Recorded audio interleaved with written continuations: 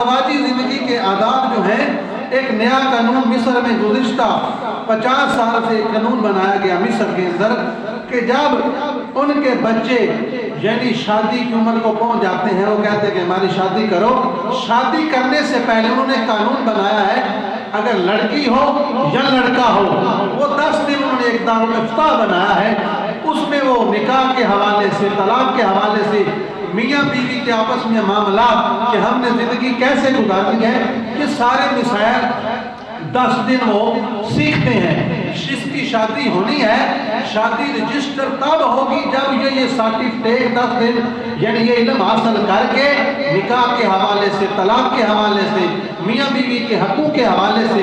سیکھ کے اس کو ایک سند دی جاتی ہے۔ اس کے پاس سند ہوگی تو پھر اس کا جو ہے وہ نکاح رجسٹر کیا جائے گا، ورنہ